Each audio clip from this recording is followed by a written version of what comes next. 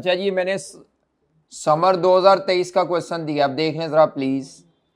ये इनको समर 2023 का क्वेश्चन नंबर 5 दिया था। अब इस क्वेश्चन की रिक्वायरमेंट पर आते हैं। बीएफडी का ही क्वेश्चन है, उसने शेयर की प्राइस पूछी है, डिविडेंड मॉडल से पूछी है। अगर अहमद की सजेशन को इंप्लीमेंट किया जाए, अहमद कौन है ऊपर? अहमद अजमत CEO है या COO है। उसके बाद वो कहता है बताओ आपका जो आंसर आ रहा है वो आज जो मार्केट में प्राइस मौजूद है उससे क्यों डिफरेंट आ रहा है, उसकी रीजन बतानी है। ठीक है, उसके भी कोई 2 नंबर होंगे रीजन बताने के।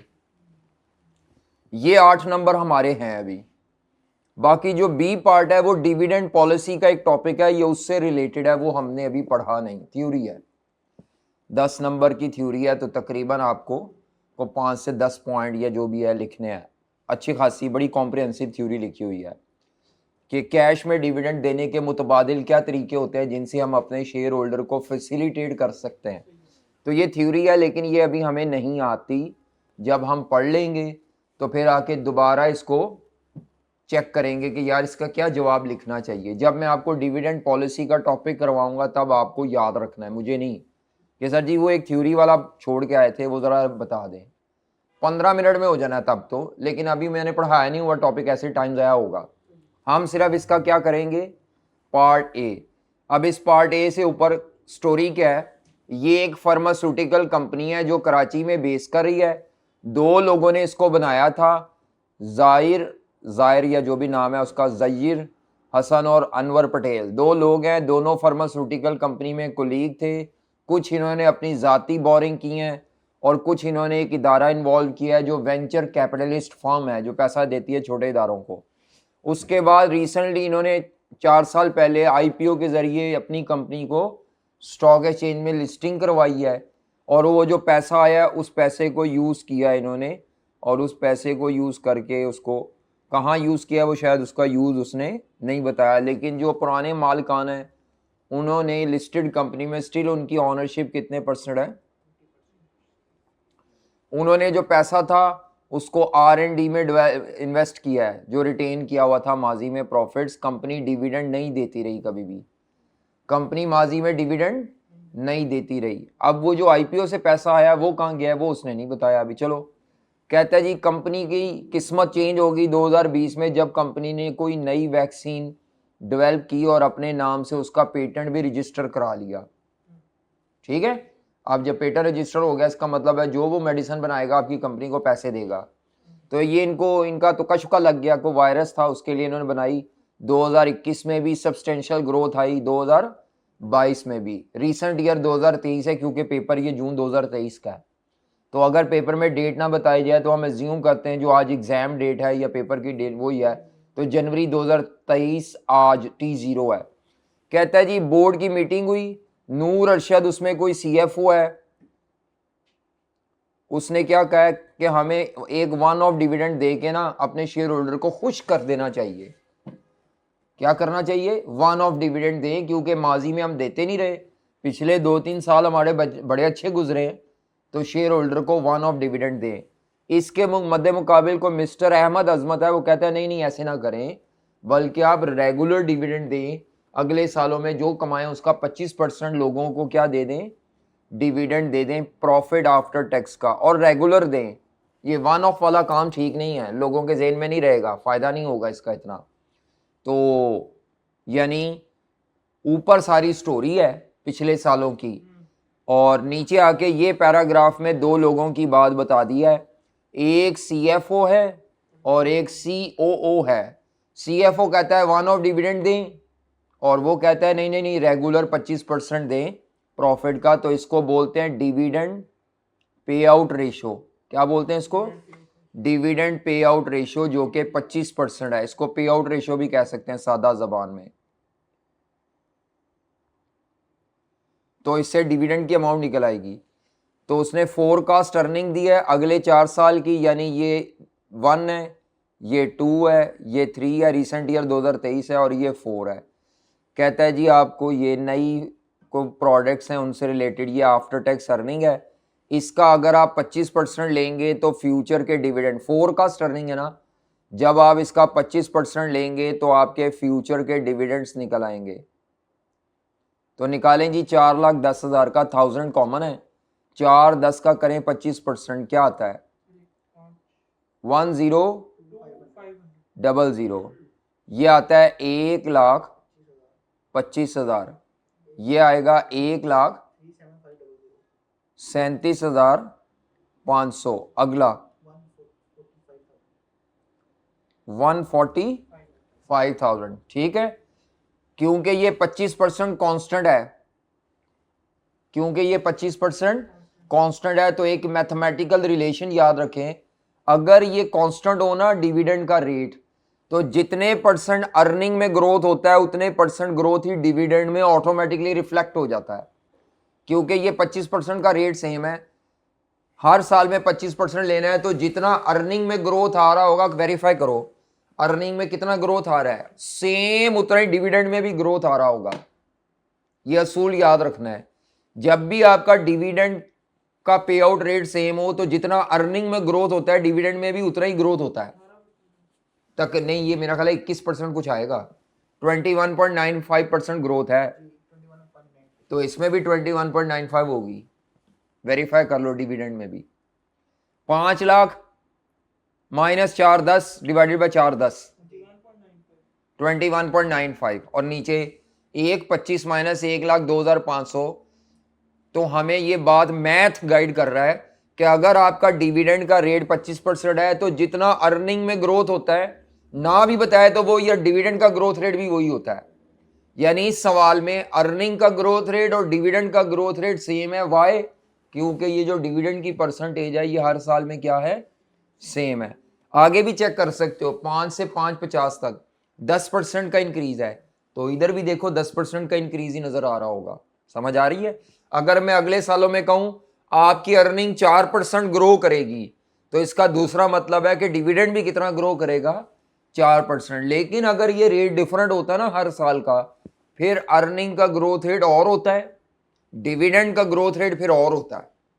एक्चुअली डिविडेंड का ग्रोथ रेट और अर्निंग का ग्रोथ रेट डिफरेंट ही होते हैं। यहां सेम क्यों है? क्योंकि वो ये पे आउट रेशियो कांस्टेंट रख दी, जिससे ये मैथमेटिकली खुद ही सेम आ जाता है।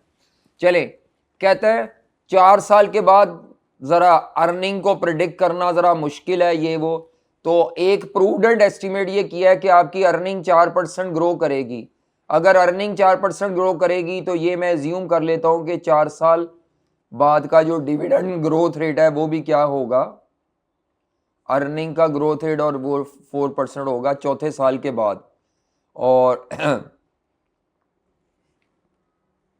ठीक है, मतलब 2028 और उससे ऑनवर्ड, 2028 से ऑनवर्ड, 2028 से ऑनवर्ड 5वें साल से परपेचुटी पे ग्रोथ है। नीचे बाकी ये करंट शेयर प्राइस है जो स्टॉक एक्सचेंज में होती है, आपने इसके अलावा निकालनी है प्राइस। इशूड शेयर है, नंबर ऑफ शेयर दिए हैं, इक्विटी बीटा कैपम के लिए दिया हुआ है, मार्केट रिटर्न आरएम दिया हुआ है, और आरएफ दिया हुआ है। कहता है इनको पता है कि जब कंपनी डिविडेंड पॉलिसी चेंज करेगी तो उससे कंपनी की प्राइस चेंज होगी। लेकिन ये पार्ट बी के लिए थ्योरी में भी लिखने में काम आएगा, या पार्ट ए में जो थोड़ी सी थ्योरी पूछी हुई है। तो अब आपने इस क्वेश्चन में क्या करना है, सबसे पहले ये देखना है कि डिविडेंड का ग्रोथ रेट कांस्टेंट है कि डिफरेंट है। देखें, पहले साल से दूसरे साल में डिविडेंड ग्रो कर रहा है 29.15%, अगले साल में ग्रो कर रहा है 10%, उससे अगले साल का ग्रोथ रेट डिफरेंट है 5.45, उसके बाद ग्रोथ रेट है 4%। तो क्योंकि सारे सालों में ग्रोथ रेट डिफरेंट है, तो वेरिएबल ग्रोथ वाले तरीके से करना था। अगर आपने इसको कांस्टेंट ग्रोथ वाले तरीके से किया है तो यू आर रॉन्ग। अगर विदाउट ग्रोथ वाले तरीके से किया देन तो फिर तो सिरे से ही गलत है।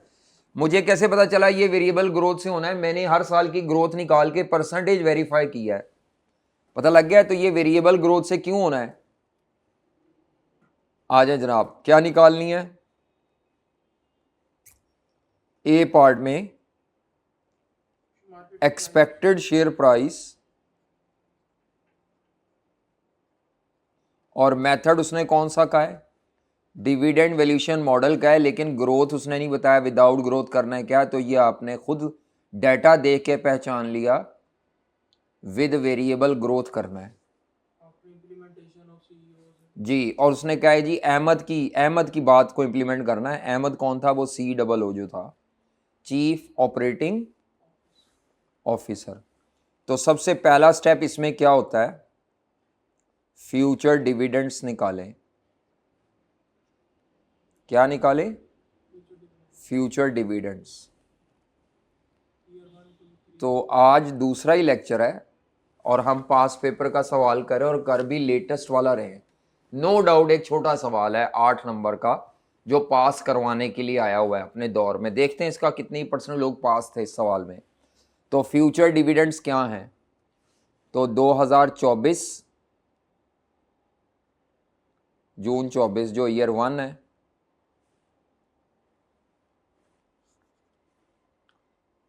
हाँ जी, जून 24,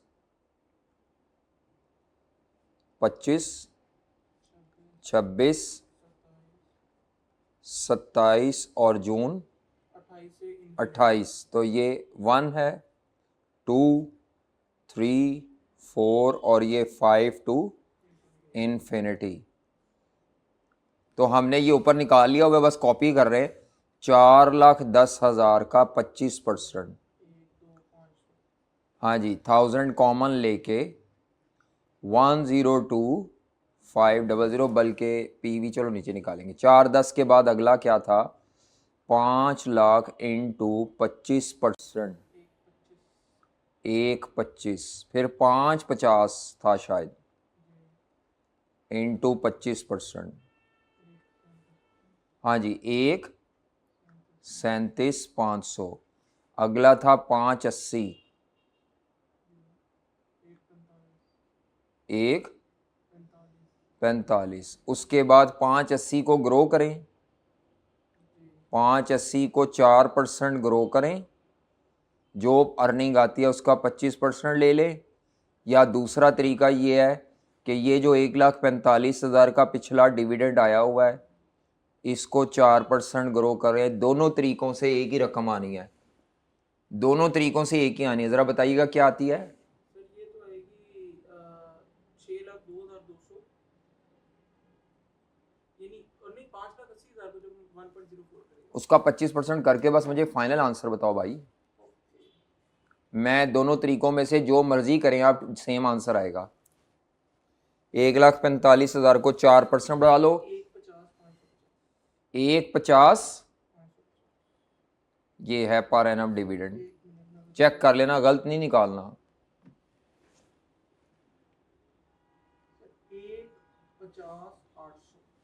1,50,800।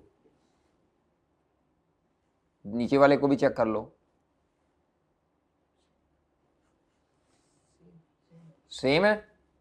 अच्छा जी, जो मर्जी तरीके से कर लें, आंसर विल बी सेम। ये हमारा पहला स्टेप हो गया। अब दूसरे स्टेप में आपने क्या करना है? प्रेजेंट वैल्यू ऑफ डिविडेंड्स निकालनी है। और किस रेट पे निकालनी है? KE पे, और KE भी नहीं है तो वो कैपम लगा लें, कोई मसला नहीं। KE कैपम से कॉस्ट ऑफ इक्विटी निकाल लें, उसका 1 नंबर तो होगा, उम्मीद है। कुछ ना हो तो कैपम से 1 नंबर तो आ जाएगा। हाँ जी, तो KE RF कितना है जी? Risk free rate of return था हमारा 9%। बीटा जो था, बीटा 0.86,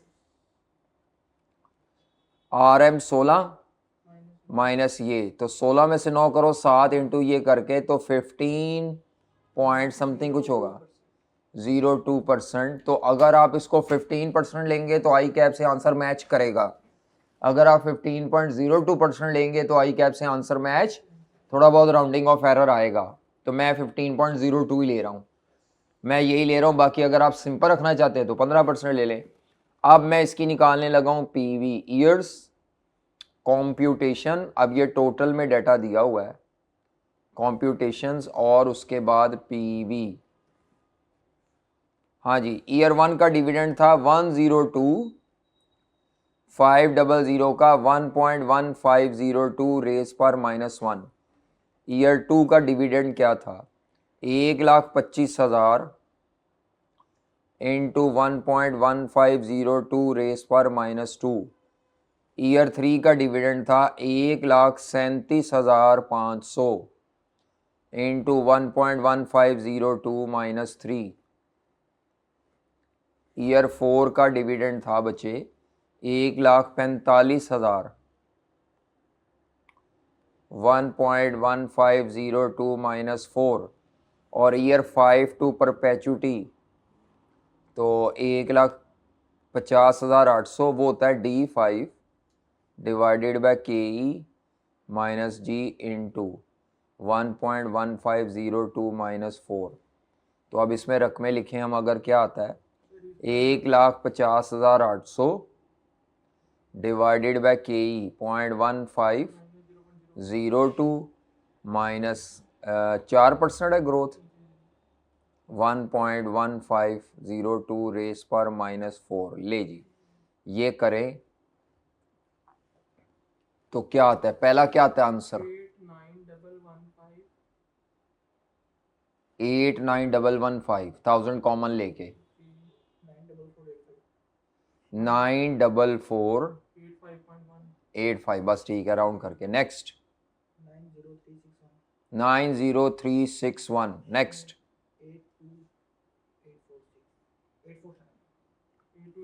82847 ये सारा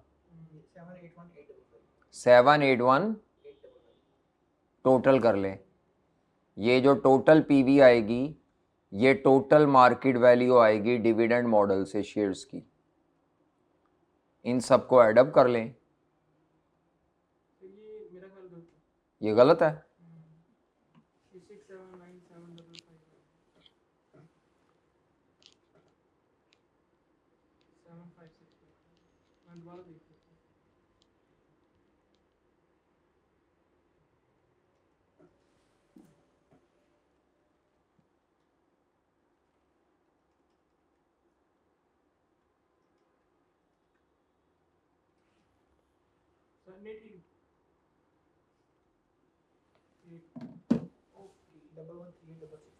डबल 13866 1138663 ये टोटल में है।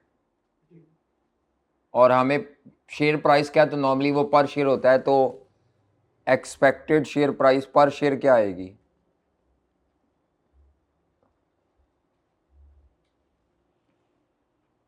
तो 1138663 कॉमन थे divided by number of shares 2 lakh. 1000 common थे या तो नीचे भी 200 ले ले शेयर्स। जी क्या आता है? 2 लाख। 200 भी ले सकते हैं अगर आप ऊपर राउंडेड फिगर लेके चलना चाहते हैं। 2 लाख है, 2 लाख है शेयर्स, इशूड शेयर्स 56.32। हाँ जी। अच्छा वो आपसे पूछ रहा है बताओ आपकी जो वैल्यू है वो करंट शेयर प्राइस के मुकाबले में ज़्यादा क्यों है? हाँ जी ज़्यादा है कि कम है? हमारी कैलकुलेटेड कम है, स्टॉक एक्सचेंज की प्राइस ज़्यादा है। जी देखें जी, हमारी जो एक्सपेक्टेड शेयर प्राइस है जो हमने कैलकुलेट की हुई है, कैलकुलेटेड जो शेयर प्राइस हमारी है डिविडेंड मॉडल से वो है 5693.32। ठीक है। और जो स्टॉक एक्सचेंज में मार्केट प्राइस इस वक्त प्रिवेल कर रही है वो ज़्यादा है। अच्छा जी कितनी है? 8154। अब ये ज़्यादा है, या इसको ये भी कह सकते हैं कि हमारी कैलकुलेटेड क्या है? कम है। मैं नॉर्मली इस पे बात कर रहा हूँ, कोई फ़र्क नहीं, मसला कोई नहीं है। तो ये डिफरेंस क्यों है? इस डिफरेंस की आप 2-3 वजूहात बता सकते हैं। सबसे मेन वजह यह है कि ये क्योंकि नई फार्मास्यूटिकल प्रोडक्ट लॉन्च करना चाह रहे हैं जिससे इनकी अर्निंग बढ़ेगी। तो स्टॉक मार्केट में जो इन्वेस्टर है, स्टॉक मार्केट में इन्वेस्टर है, ये एक्सपेक्ट कर रहा है कि क्योंकि माजी में कंपनी ने डिविडेंड नहीं दिया तो फ्यूचर में कंपनी की अर्निंग्स बढ़ेंगी, तो हमें फ्यूचर में डिविडेंड मिलने की उम्मीद है।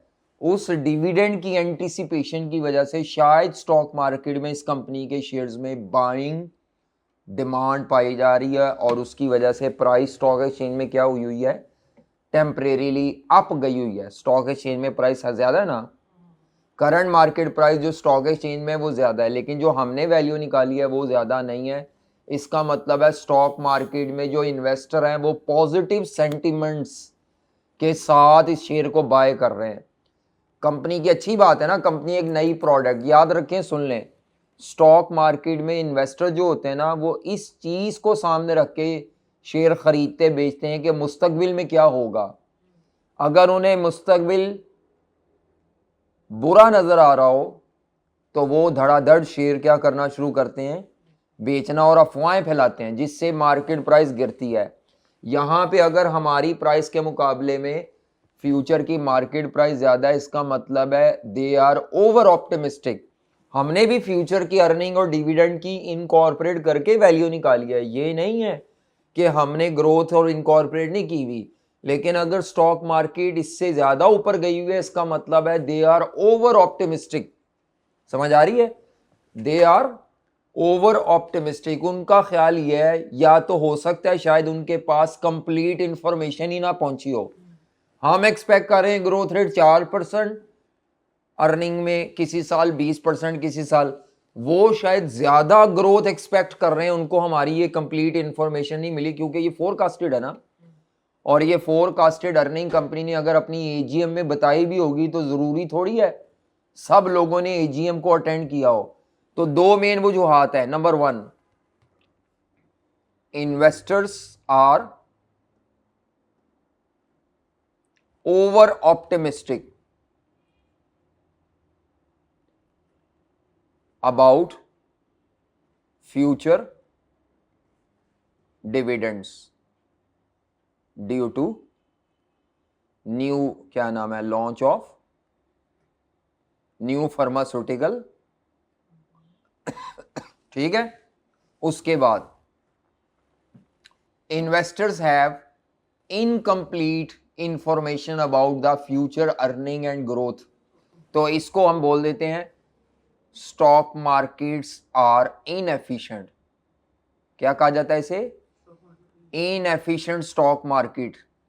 एफिशिएंट स्टॉक मार्केट वो होती है जिसमें इन्वेस्टर को कंपनी की इंफॉर्मेशन कंप्लीटली और timely majority of the investor तक पहुंच जाती है। यानी ये जो ग्रोथ है ना, ये इन्होंने खुद बैठ के बनाई है, लेकिन ये छुपाई नहीं गई होगी, एजीएम में ये रखी होगी सामने। तो लेकिन वो एजीएम में रखने के बावजूद सब तक नहीं पहुंची। क्यों नहीं पहुंची? सारों ने कौन सी एजीएम अटेंड की होगी?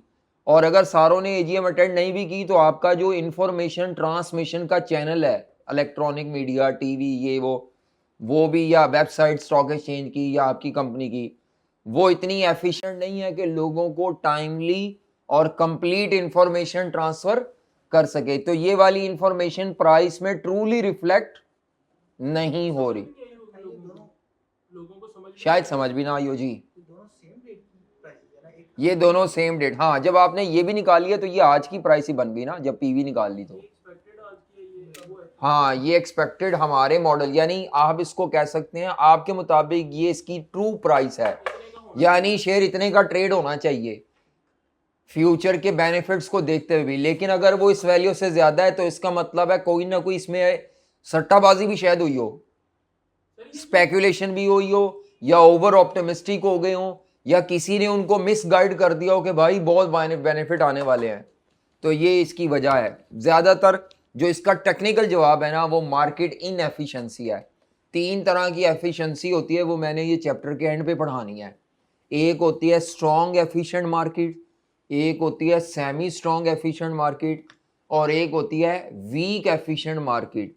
वीक एफिशिएंट मार्केट में इंफॉर्मेशन टाइमली इन्वेस्टर तक नहीं पहुंचती जब तक एक्चुअली प्रोजेक्ट या चीज़ें इंप्लीमेंट ना हो जाएं। तो ये इस चीज़ की इंडिकेशन है कि आपकी मार्केट वीक एफिशिएंट है और इन्वेस्टर को complete information about the launch of new product नहीं है, इसी वजह से या उनको किसी ने मिसगाइड कर दिया है या उनको नहीं भी मिसगाइड किया, उन्होंने ज़रूरत से ज़्यादा ओवर ऑप्टिमिस्टिक होके वो बाइंग कर रहे हैं शेयर्स की। समझ आ रही है? हाँ जी, और कोई बात? बस मुकम्मल हो गया सवाल। गोल्डन ग्रोथ मेथड वाली तो नहीं बात लिख सकते ना कि बी नहीं। इनटू आर में बी कम हो गया है जिसकी वजह से इनका कुछ बी कम हो गया है, इसमें बी 25% रिटेंशन रेशियो कम होगी ना। इनका बी 25% नहीं है, 75% है। ये कंपनी 25% अगर डिविडेंड देती है तो 75% रिटेन करती है। 100% था ना, तो हाँ, बी कम हुआ है तो उसका भी इम्पैक्ट। आप ये कह सकते हैं कि क्योंकि माजी में कंपनी डिविडेंड नहीं देती रही, माजी में कंपनी क्या नहीं देती रही, डिविडेंड नहीं देती रही, तो हमने इस चीज़ को भी अपनी वैल्यूएशन में काउंट किया है। लेकिन वो जो शेयर होल्डर हैं वो डिविडेंड, उनके ज़हन में शायद यही है कि कंपनी फ्यूचर में भी डिविडेंड, ये तो अभी डायरेक्टर की आपस में बहस चल रही है ना, या CFO या CEO, तो ये पॉइंट लिखा जा सकता है कि शेयर होल्डर इस चीज़ की भी उम्मीद लगाए बैठे हैं कि कंपनी मुस्तकबिल में डिविडेंड नहीं देगी, लेकिन कैपिटल गेन होगा, तभी वो उस कैपिटल गेन के लालच में धड़ाधड़ शेयर खरीदी जा रहे हैं, तो ऑटोमेटिकली प्राइस ऊपर चली गई। तो in anticipation of capital gain rather than dividend they are purchasing the share, जिस वजह से ये प्राइस ओवर वैल्यूड है। ऐसे शेयर को कहते हैं ओवर वैल्यूड, ये अपनी असल वर्थ से ऊपर गया हुआ है। ऐसे शेयर को क्या बोला जाता है? Over valued. अगर किसी ने इसको खरीदा हुआ है तो वो इसको बेच दे, और अगर कोई इसको खरीदना चाह रहा है तो वो खरीदने से परहेज करे। क्यों?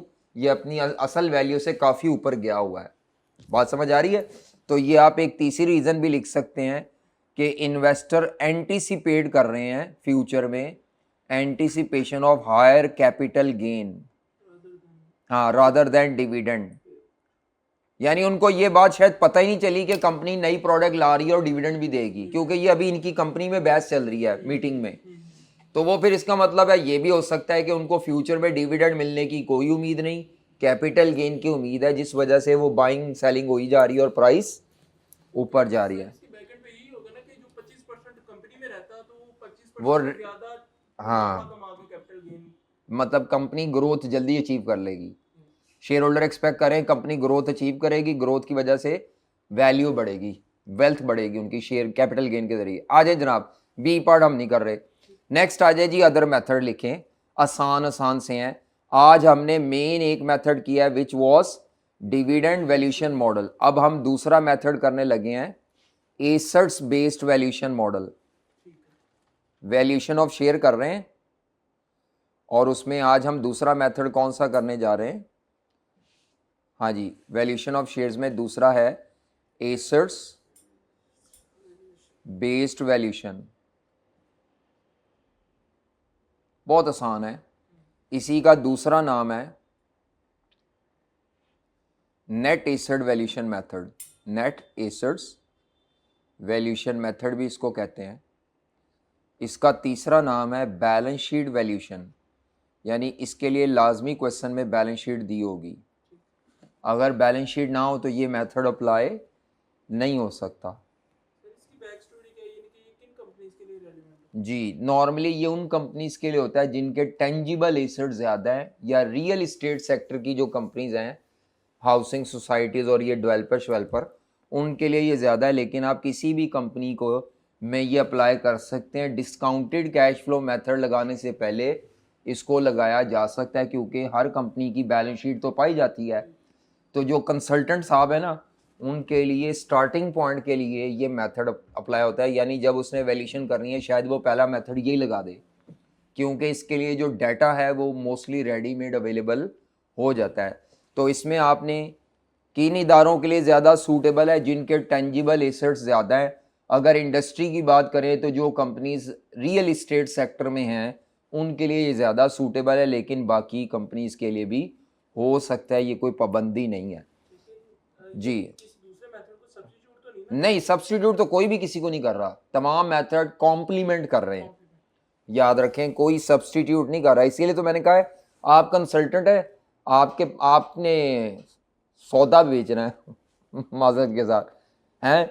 अगर हमने को 15 लाख 20 लाख रुपए लेना है वैल्यूएशन का, तो अब हमने अपनी दुकानदारी तो बेचनी है, अब दुकानदारी में फिर ये अपनी वो, फिर हम एक मेथड पे क्यों, एक ही मेथड से करके उन्हें कह दें और वो कहो 2 सफ़ों पे 15 लाख रुपए, वो तो पागल हो जाएगा क्लाइंट। इसीलिए आप कैलकुलेशन भी करेंगे कुछ 12-15 सफ़ों पे और कोई 100-150 सफ़ों की कमेंट्री भी लिखेंगे साथ, एजम्पशन से भरी हुई, और हर मेथड की खूबियाँ और खामियों का डिस्क्लेमर भी देंगे, ताकि वो जब डॉक्यूमेंट पढ़े तो वो कहे वाह मज़ा आ गया यार, बड़ी कॉम्प्रिहेंसिव डॉक्यूमेंट है, हैं।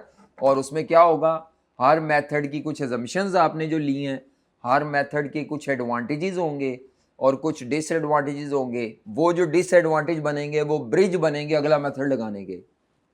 समझ आ रहे कि इस मेथड में ये मसला है जिस वजह से हम इसकी तरफ जा रहे हैं। हाँ बिल्कुल, तो ये स्टोरी ऐसे है। डीवीएम में क्या assumptions थी? डीवीएम में क्या एजम्पशंस थी, वो इसके जो मेथड थे कि अगर डिविडेंड मॉडल विदाउट ग्रोथ है तो हम एज्यूम करते हैं कि डिविडेंड की अमाउंट इंक्रीज नहीं करेगी, तो वो हालांकि हाँ वही मेन ग्रोथ वाली एजम्पशन है। और मेन दूसरा एक मिनट, दूसरी एजम्पशन क्या है कि डिविडेंड ग्रो करेगा, लेकिन किस रेट से करेगा, लीनियर रिलेशनशिप से, कांस्टेंट रेट से। इस पे भी क्रिटिसिज्म आता है, रियल लाइफ में डिविडेंड नॉन लीनियर फैशन से ग्रो करते हैं। दूसरी एजम्पशन डिविडेंड मॉडल की ये है कि कंपनी लाजमी डिविडेंड देगी, क्योंकि अगर कोई कंपनी डिविडेंड ना देती हो ना तो फॉर्मूले में D0 रखें तो उसके मुताबिक तो मार्केट वैल्यू 0 निकलनी चाहिए, लेकिन स्टिल अभी भी मार्केट वैल्यू कंपनी की एग्जिस्ट करती है। तो डिविडेंड मॉडल की दूसरी एजम्पशन क्या है, या खामी क्या है, या लिमिटेशन क्या है, कि डिविडेंड मॉडल ये ज्यूम करता है कि कंपनी विल ऑलवेज पे द डिविडेंड, चाहे थोड़ा दे चाहे ज़्यादा दे। अगर कंपनी ने डिविडेंड ना दिया तो कंपनी की मार्केट वैल्यू नहीं होगी, यानी ज़ीरो वैल्यू होगी, डिविडेंड देगी उसका शेयर बिकता है। उसकी शेयर बिकता है। हाँ मैंने यही पूछना था, इस क्वेश्चन में उसने बोला था प्रीवियस कोई डिविडेंड नहीं दिया हुआ, तो उन्होंने कैसे निकाला? वो फिर वो मार निकाली नहीं उन्होंने, वो तो स्टॉक एक्सचेंज पे ट्रेड हो रहा है शेयर। वो हाँ वो उसकी लिमिटेशन है ना, वो डिमांड सप्लाई से, जब उन्होंने पहली दफ़ा पैसे लिए ही होंगे शेयर इशू करके, किसी कीमत पे किया होगा। किसी कीमत पे इशू किया होगा ना, उसके बाद वो ट्रेडिंग शुरू हो गई, खरीदो फरोख्त। नहीं समझ आई? हाँ लेकिन ये तो नहीं होता ना कि आपने वैल्यू निकाल के स्टॉक एक्सचेंज में देनी है, नहीं, पहली दफ़ा जब शेयर इशू किया होगा वो सवाल है कि कैसे की होगी कैलकुलेशन, वो डिविडेंड मॉडल से नहीं की होगी, किसी और मेथड से हो सकता है इससे की हो।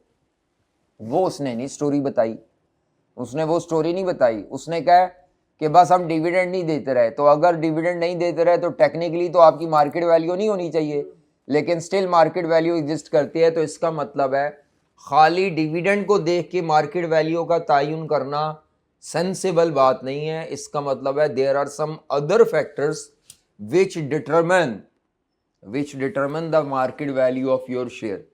ठीक है, उसके अलावा हम ये ज्यूम करते हैं कि जो आपका growth rate of the dividend है वो के से कम होगा।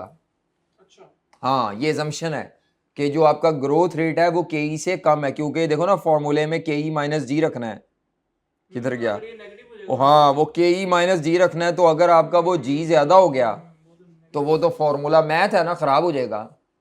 क्या कहते हो, ये जी माइनस में मतलब के 10% है और जी 12% है, ये को समझ नहीं आती। इसीलिए डिविडेंड मॉडल में एक ये भी अजम्पशन है कि expected growth rate of the dividend will be lower than the expected rate of return. Cost of capital या required rate of return, cost of equity से क्या होगा, कम होगा। और इस पे भी डिबेट हो सकती है कि यार ये कोई गारंटी तो नहीं है, तो फिर अगर ये मसला है तो फिर ये मेथड फ्लॉप हो गया। वो तो हाथ से पैसे दे रहे हैं और शेयर भी दे रहे हैं। हाँ जी ठीक है, समझ आ रही है बात आपको। इसका मतलब है 2-3 लिमिटेशन होगी डिविडेंड मॉडल की, इन्होंने पूछा तो मैंने बता दिया, और वैसे मैंने सारे मेथड की लिमिटेशन एक साथ बतानी थी, लेकिन चलो इन्होंने पूछ लिया तो मैंने बता दिया।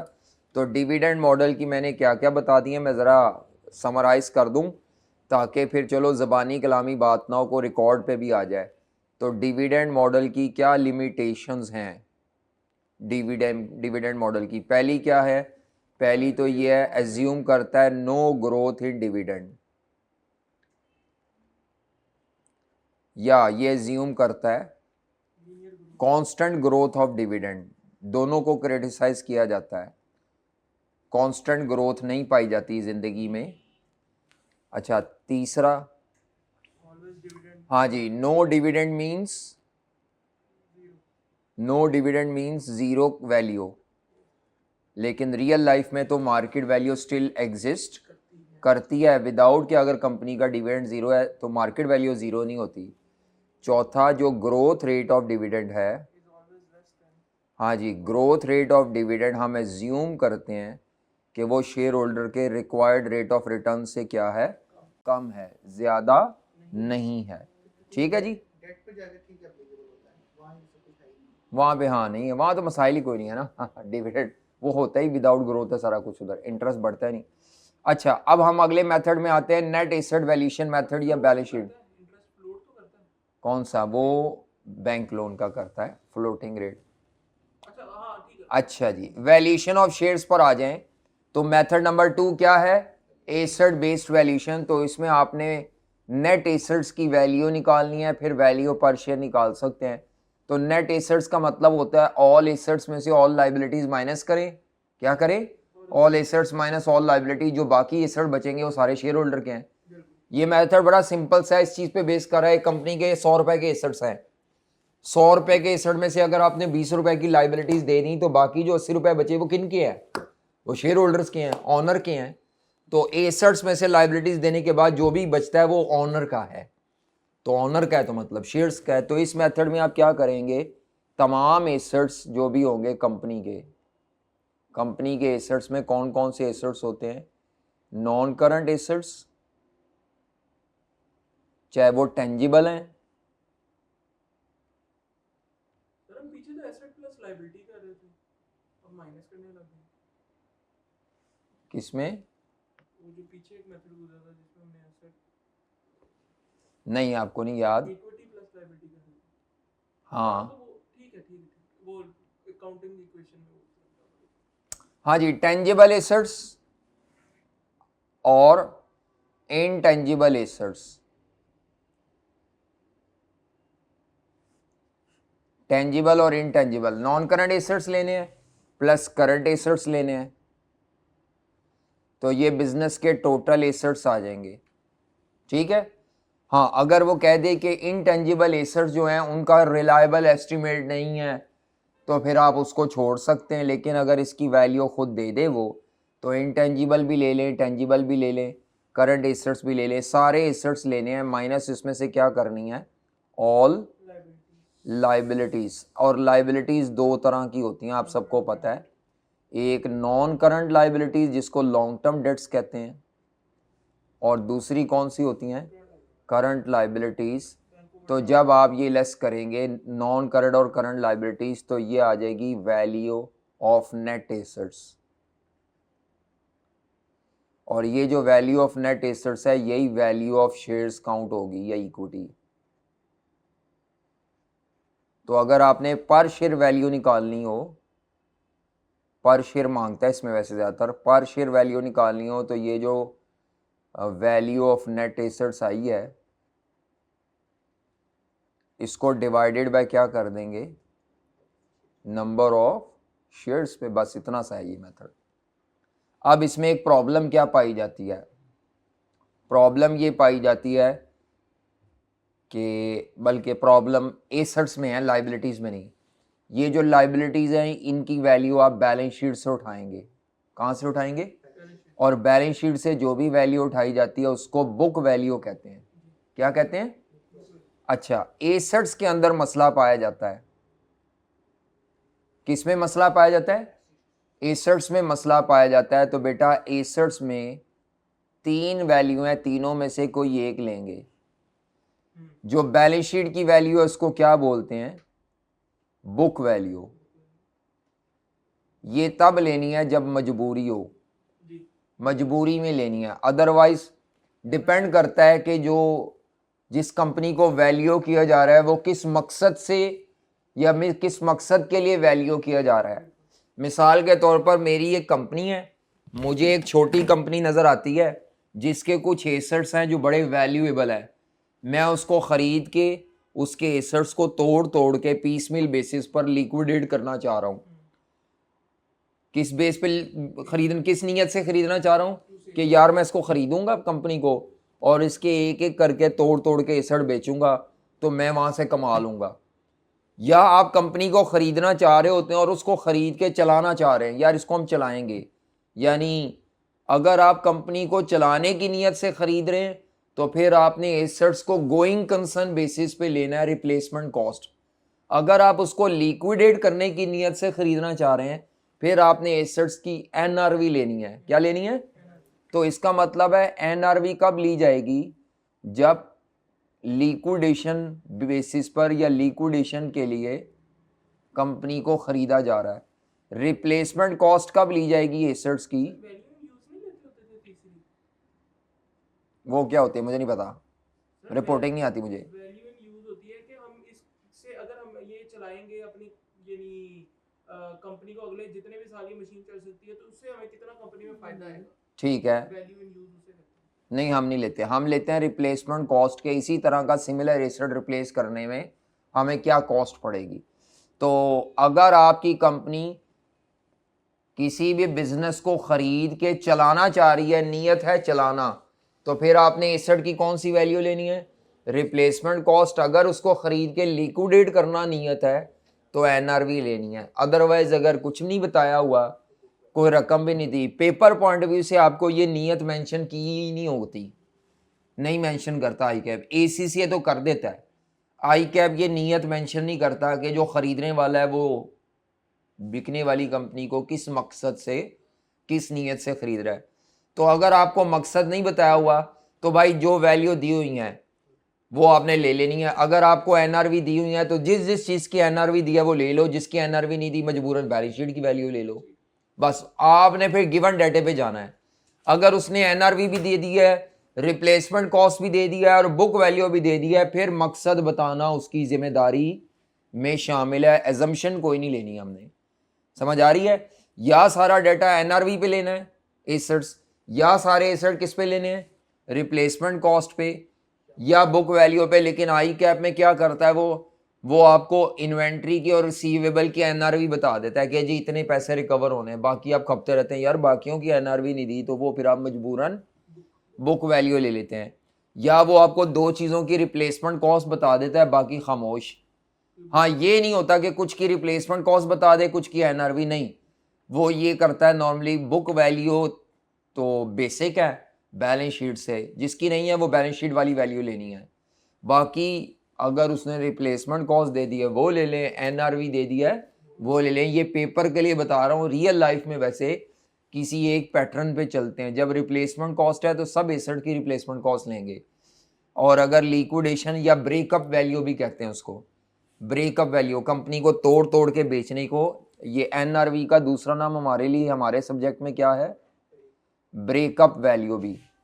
तो आप ब्रेकअप वैल्यू भी ले सकते हैं। ठीक है जी, ये मेथड कौन सा हो गया? एसेट बेस्ड, और उसकी तीन शक्लें हो गई, रिप्लेसमेंट कॉस्ट, एनआरवी, और तीसरी कौन सी वैल्यू है? बैलेंस शीट की। चलें करें एक एग्जांपल, छोटी सी, बहुत ही सिंपल सी एग्जांपल है।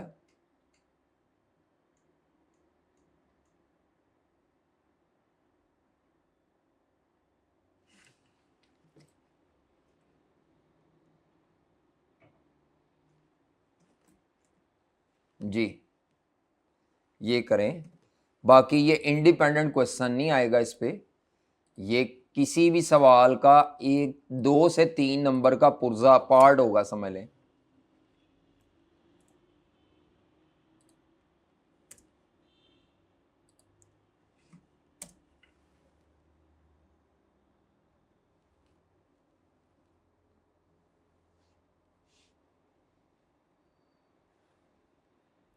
लें जी,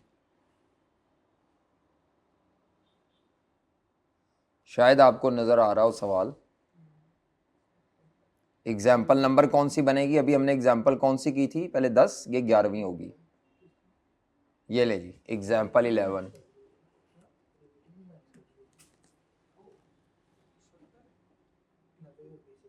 अच्छा, मुझे लगा उसका टोटल दिया हुआ।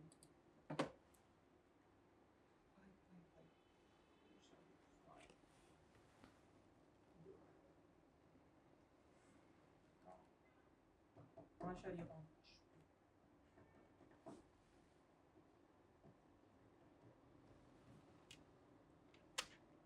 जी, अगर वो कह देता ना intangible assets can not be sold in the market, अगर वो कह देता इंटेंजिबल एसेट मार्केट में, इसका मतलब है वो फिर वैल्यूलेस हैं, वो ऐसे ही आपने कोई अपनी तरफ से उनकी वैल्यू क्रिएट करके रिपोर्ट की हुई है। तो अगर इंटेंजिबल एसेट मार्केट में बिक सकते हैं, इसका मतलब है दे हैव सम वैल्यू, कोई उसको ख़रीद सकता है, कोई सीक्रेट फार्मूला हो सकता है, कोई पेटेंट्स हो सकते हैं, समझ आ रही है।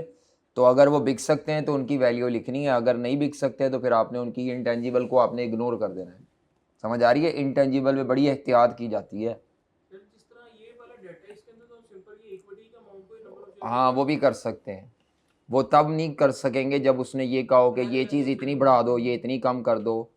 देखें जी, ये आंसर है, चेक करें, इतना ही है, 5.50, ठीक है। आ जाए जी, नेक्स्ट आ जाए। अब अगले मेथड्स कौन से हैं?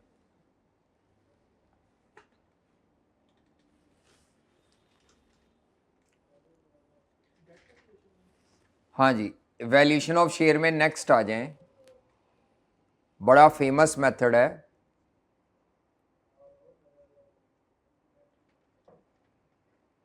और ये अनकोटेड कंपनी में ज़्यादातर इस्तेमाल होता है जी। पीई रेशो मेथड, कौन सा मेथड? PE ratio method. हाँ जी, क्या होती है पीई रेशो, बताओ किसी को।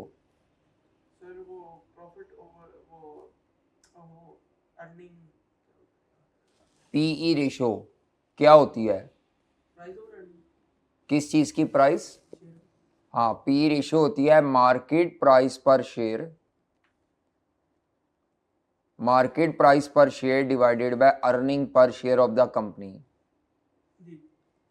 टोटल भी ले सकते हैं वैसे, market price per share divided by earning per share, ये टाइम्स जी ये टाइम्स में होती है। हाँ जी, P ratio market price divided by earning per share. तो पी रेशो क्या इंडिकेट करती है, बताएं जी। यानी मैं मिसाल के तौर पर दो कंपनीज ले रहा हूं, एक्स कंपनी और दूसरी क्या है, वाई कंपनी। इसकी मार्केट प्राइस है 250 रुपये, इसकी मार्केट प्राइस है 150 रुपये, मिसाल दे रहा हूं। दोनों की अर्निंग पर शेयर 100 रुपये, मिसाल दे रहा हूं।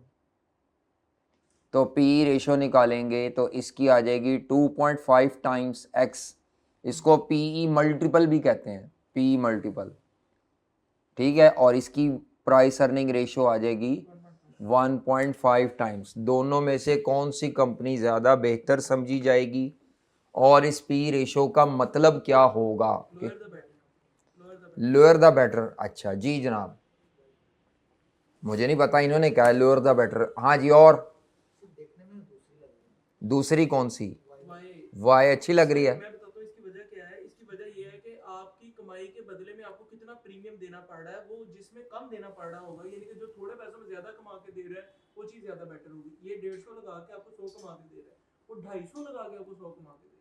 अच्छा, 250 लगा के 100 कमा रहा है, ये 150 लगा के 100 कमा रहा है। हाँ जी, सुन लें, गलत इंटरप्रिटेशन कर रहे हैं आप, एंगल ऑफ डिस्कशन गलत है, सुन लें, सही नहीं पढ़ा हुआ है FR1 में रेशियो का चैप्टर, ठीक है, ये पढ़ा हुआ भूल गए हैं। याद रखें, पी रेशो शो करती है इन्वेस्टर का confidence on your earning per share. आपकी अर्निंग पर शेयर मुस्तकबिल में इतनी रहेगी, स्टेबल रहेगी कि ये ऊपर नीचे जाती रहेगी। अगर किसी की कंपनी की अर्निंग पर शेयर तुक्के से 100 रुपए पर आ गई है तो लोगों को उस कंपनी की अर्निंग पर शेयर पे डाउट्स होंगे, और जब डाउट्स होंगे तो वो कम पैसे देने पर तैयार होंगे। इसका मतलब क्या है, वाई कंपनी की अर्निंग पर शेयर कितनी है? 100 रुपए। इसकी अर्निंग पर शेयर कितनी है? 100 रुपया। लेकिन इसका शेयर स्टॉक एक्सचेंज में 150 पे ट्रेड हो रहा है और इसका शेयर स्टॉक एक्सचेंज में 250 पे ट्रेड हो रहा है। दोनों में 100 रुपए की अर्निंग है, लेकिन दोनों की प्राइसेस क्यों डिफरेंट है? क्योंकि इस पे लोगों को थोड़ा डाउट होगा, तभी वो 150 रुपए से ज़्यादा पे ख़रीदने बेचने के लिए तैयार ही नहीं है। लेकिन इन्वेस्टर को लगता है ये जो EPS है ना भाई, ये नीचे नहीं जानी, ये बल्कि ऊपर ही जानी है।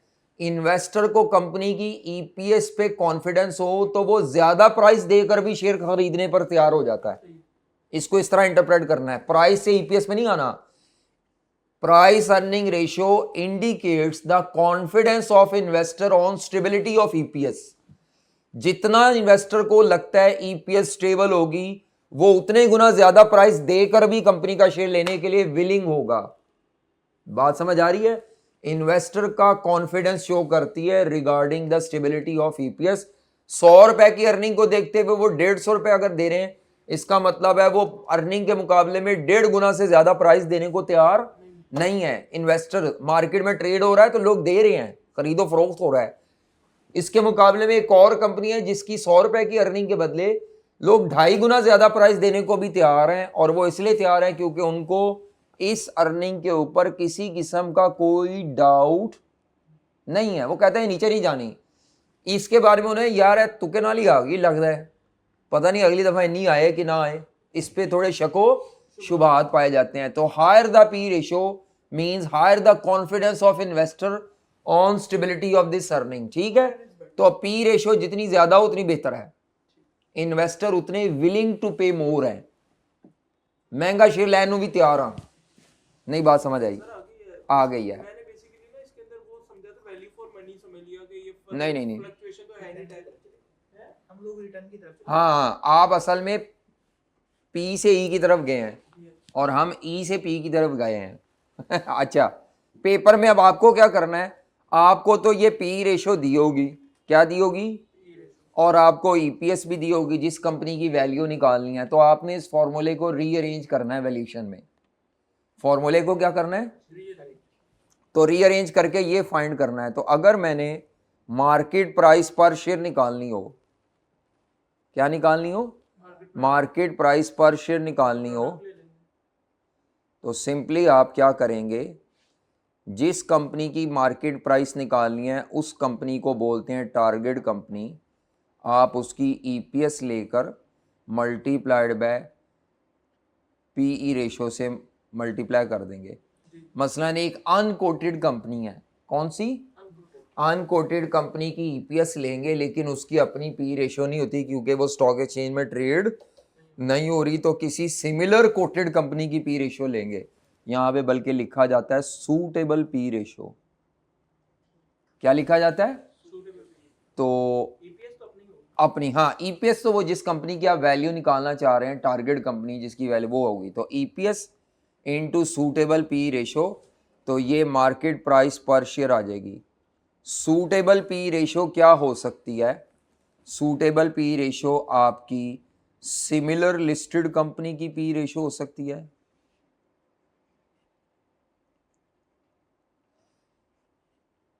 उसी इंडस्ट्री की 5-6 कंपनीज की पी रेशो लेकर एवरेज कर लो, उसको बोलते हैं इंडस्ट्री की, तो सिंपल एवरेज, हाँ average P ratio, total divide by, हाँ वेटेड एवरेज भी कर सकते हैं, ये हमें एवरेज करके दी होगी, वैसे ही वेटेड एवरेज की जाती है ज़्यादातर पूरे बीएफडी में।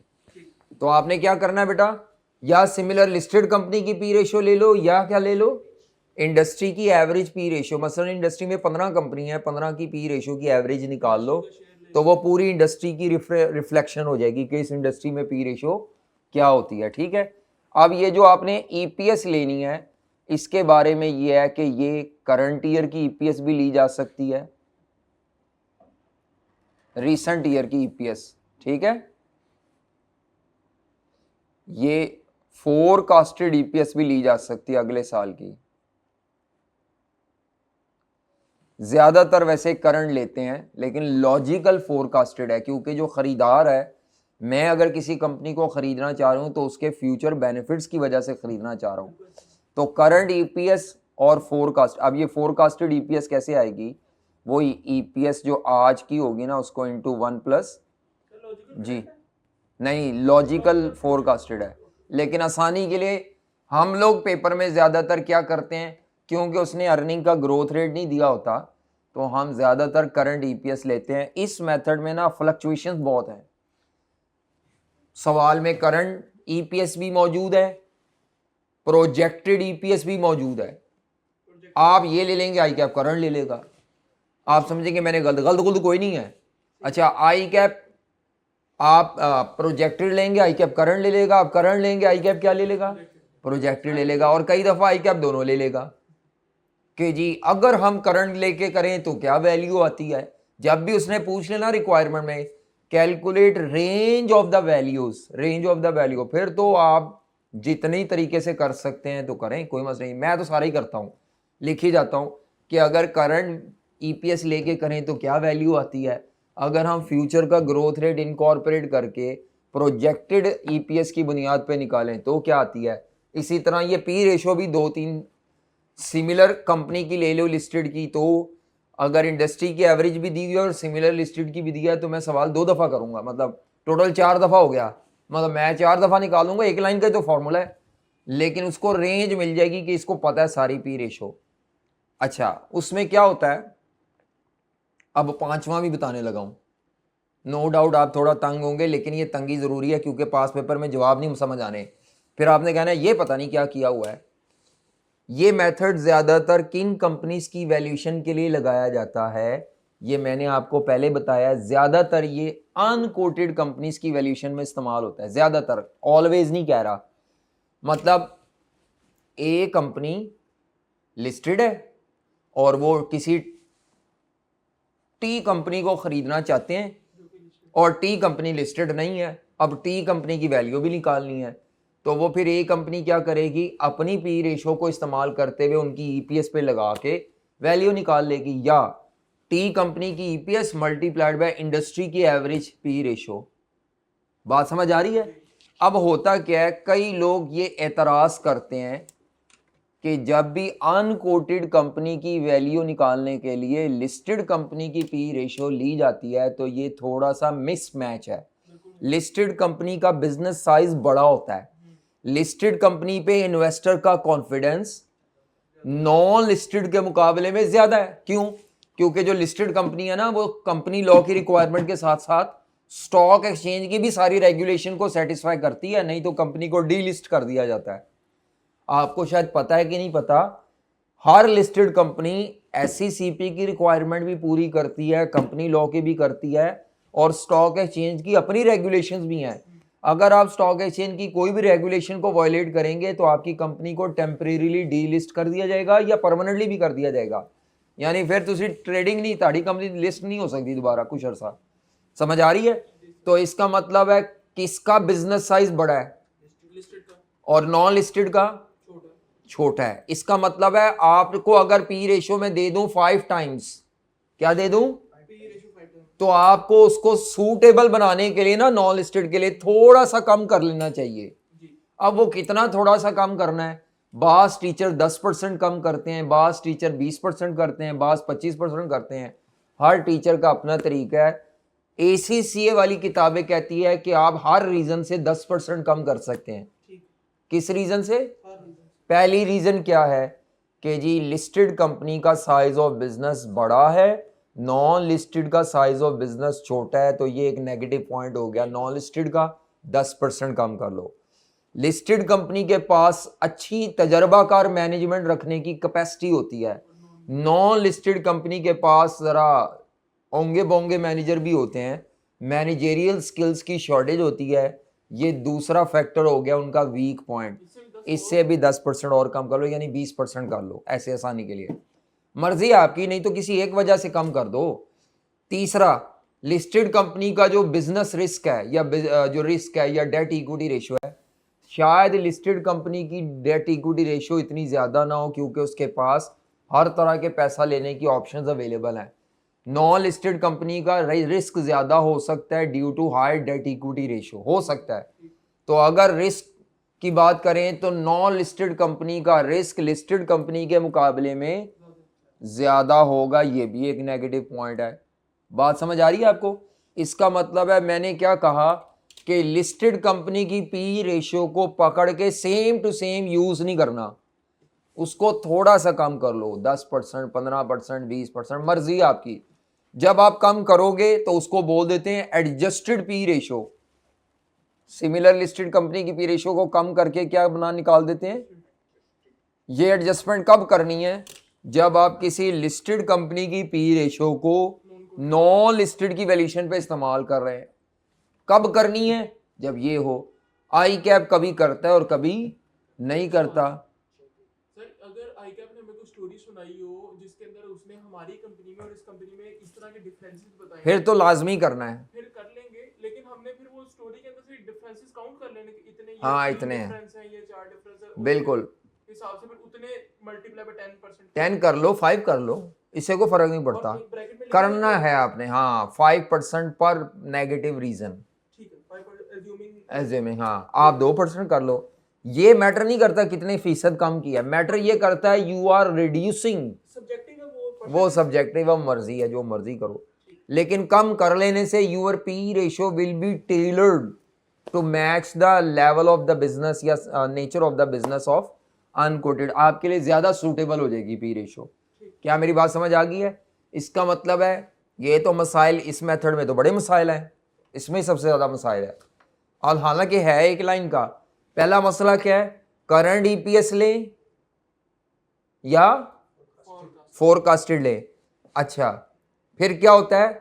बाज दफा वो क्या करता है, करंट ईयर के साथ साथ पिछले 2-3 सालों की भी ईपीएस दे देता है, तो एवरेज ईपीएस भी ले लेते हैं कई दफा। क्या ले लेते हैं? एवरेज ही, 3-4 सालों की सिंपल एवरेज। तो वो एवरेज ईपीएस, एवरेज अर्निंग। अब आप कहेंगे ये एवरेज कब लेनी है? तो वो जब 2-3 सालों का फ्यूचर का नहीं डाटा दिया तो एवरेज ईपीएस भी ले सकते हैं। तो ये डिबेट है, अब डाटे पे डिपेंड करेगा। कम से कम अगर आपने करना है ना तो करंट ईपीएस पकड़ें और P ratio of similar listed company पकड़े, कोई कम ना करें, कुछ ना करें, जिंदगी आसान रखे, बस जाओ। नंबर थोड़े हैं तो ये हरकत करनी है, current EPS into similar listed company की, कोई रिडक्शन वगैरह करने की जरूरत नहीं है। To make your answer more accurate ये सारा कुछ हो रहा है। नहीं अगर सिंपल कर देंगे तो कितने नंबर कटेंगे? कोई नहीं कटेंगे, किसने क्या कटेंगे, नंबर कोई नहीं कटने, लेकिन आपको आंसर सारे प्रेजेंट नहीं करने तो कम से कम पता तो होना। मैं आपको बता रहा हूं आई कैप के आंसर को देख के घबरा ना जाए ये क्या किया हुआ है, इसीलिए मैं आपको मेंटली तैयार कर रहा हूं। मेरे पास भी टाइम कम होगा, मैंने एक ही मेथड करना है, current EPS into P ratio बगैर एडजस्टमेंट के, और ज्यादा यही सोल्यूशन मिल रहा है। सही है। ज्यादा सोल्यूशन यही मिल रहा है कि कंपनी की प्रेजेंट ईपीएस पकड़ो और into suitable P ratio, suitable P मतलब इंडस्ट्री की ले लो या सिमिलर लिस्टेड, बगैर छेड़छाड़ के, सबसे आसान तरीका है। हाँ, ये आगे एक्स्ट्रा एफिशिएंसी झाड़ी होगी आई कैप ने, जिस एफिशिएंसी को आपने पढ़ना है और समझना है। पढ़ने का मतलब है आंसर देख के आप परेशान हो, वो है कि कीता है डिपेंड करता है कि वो, हाँ वो ये है। आपको असल में मैं इतना मिच्योर करना चाह रहा हूं कि बेटा आंसर देख के घबराना नहीं। ये जितनी भी इसकी वैरायटी है ना, ये आंसर को खूबसूरत और एक्यूरेट बनाने की लालच है, और लालच बुरी बला है। इसीलिए ठीक है, आपको एक आधा कर देना जो आपका दिल चाहे, अदरवाइज ये सारे तरीके करना मुमकिन नहीं है। ठीक है, क्योंकि फिर आप जितने तरीके याद करोगे आपको पेपर में उतना डाउट होगा मैं क्या करूं। तो मैंने आपको बता दिया है बेसिक लेवल क्या है, current EPS of the target company into suitable P ratio बगैर किसी एडजस्टमेंट के। ठीक है कि नहीं? ठीक। ठीक है। अच्छा, कई दफा वो ये कह देता है, मैंने तो बताना है, कई दफा ये कह देता है कि पी रेशियो, इस इंडस्ट्री में जो पी रेशियो होती है वो 15 से 18 के दरमियान होती है। ठीक है। 15 से, अब आप परेशान है मैं 15 लूं 18 लूं, क्या लूं, या मैं 15 जमा 18 करके, हाँ जो भी बनता है 16.5 लूं। तो तीनों तरीके चाहे पाए जाते हैं। कंजर्वेटिव होके वैल्यूशन करनी है तो 15 रुपए, अग्रेसिव होके वैल्यूशन करनी है, ओवर ऑप्टिमिस्टिक होके करनी है वैल्यूशन तो 18 रुपए, मॉडरेटली करनी है तो 16.5। अब आप कहेंगे सर आप कंफ्यूज कर रहे हैं, मैं आपको कंफ्यूज नहीं करना चाह रहा, बस मैं आपको गाइडेंस दे रहा हूं। बेसिक वही है, current EPS into suitable P ratio, बाकी आप आगे फनकारियां, ये फनकारियां सवाल आएगा तो मैं बताऊंगा, इसमें ये फनकारी भी लग सकती है, ये भी लग सकती है, ये भी लग सकती है, लेकिन मैं नहीं लगा रहा। मैं एक करा के ना बाकी ऑल्टरनेटिव बता दूंगा सारे। अगर टाइम अच्छा पड़ा हो आपके पास तो आप लगाएं, लगाएंगे, लेकिन उसका एंड रिजल्ट वो आपको नहीं मिलने के एक्स्ट्रा नंबर मिल जाए बहुत ज्यादा। वही पूछ रहा हूँ कि हाँ, लेकिन अगर उसने कमेंट्री मांग ली है साथ तो फिर उस कमेंट्री में आपने सपोर्ट करने के लिए कई दफ़ा दे देते हैं, फिर कई दफ़ा मजबूरी बन जाती है कि यार ऑल्टरनेटिव बताओ ताकि कमेंट्री में जस्टिफाई करो। असल में मैं चाह रहा हूँ कि धन दौलत क्या आ रही है, अगर आ रही है तो बताएं। जी ठीक है, चलो बस आज इतना ही, इंशाल्लाह नेक्स्ट टाइम करेंगे प्रैक्टिस। अब हमारे पास जो रह गए वो बाकी, एक रह गया डिस्काउंटेड कैश फ्लो मेथड जो फेमस हैं, और बाकी छोटे छोटे मेथड जो आते नहीं, अर्निंग यील्ड, अर्निंग ग्रोथ मैंने बताए थे कल परसों। तो मेरे हिसाब से अगर मैं बताऊं तो मैंने कौन से मेथड छोड़े हैं जो लेस इंपॉर्टेंट है, छोड़े नहीं, करने हैं, मतलब ये है कि अभी मैंने पेंडिंग किया, अभी मैं इंपॉर्टेंस के हिसाब से चल रहा हूँ। मेरा ख्याल है हमने कौन से मेथड्स कर लिए हैं जी, ये एसड बेस कर लिए, एसड बेस तो सारे ही हो गए, इधर से ये इसमें से पी हो गया है, बाकी ये नीचे वाले नहीं किए, ये आते ही नहीं, बस कार्रवाई एक एक लाइन का फॉर्मूला इनमें भी। ये सारों का तरीका एक ही है, एक चीज़ कंपनी की पकड़नी है, दूसरा ये मार्केट की चीज़ें होंगी सूटेबल मार्केट से, ये सारे हो गए हैं, और ये सबसे इंपॉर्टेंट रह गए ये। तो अगली क्लास में हम ये करेंगे और ये 5-10 मिनट में ये करके जान छुड़ा लेंगे इनसे। फॉर्मूले पता आपको सारे होने चाहिए। लॉजिकल भी नहीं है कौन सा? ये इनकम बेस वाला। इनकम बेस वाला लॉजिकल नहीं है, लेकिन अनकोटेड कंपनी के लिए तो आपको मजबूरन डाटा चाहिए होगा ना। वैसे सर फिर भी आपने जिस तरह उसको बताया ना कि वो उसके अंदर नंबर गेम में कोई फर्क नहीं आ रहा, तो वो तो आसान ही है। उससे बेहतर तो ये एसिड बेस्ड मेथड। हाँ, किसके लिए? अनकोटेड के लिए। भाई टेक्निकल कह रहे हैं, मैं नंबर लिख के हाँ, एसिड बेस वैल्यूशन अनकोटेड के लिए भी है, लेकिन होगा क्या, एसिड बेस वैल्यूशन से जो आपके पास अमाउंट आएगी ना वैल्यूशन की, वो कम से कम अमाउंट है, उससे नीचे बेचने वाले ने कबूल नहीं करना, उसने कहना है ऊपर दो पैसे मुझे, जब बात आएगी उतने दो पैसे, तो फिर आप कितने ऊपर देंगे। इसीलिए आपको एक से ज़्यादा मेथड के मोहताज होना है, ताकि आपकी मिनिमम और मैक्सिमम की, मिनिमम को बोलते हैं फ्लोर वैल्यू, ठीक है, फ्लोर वैल्यू, यानी एसिड बेस से जो भी जवाब आएगा ना, उससे कम तो बेचने वाला हरगिज वो कबूल नहीं करेगा। बात समझ आ रही है?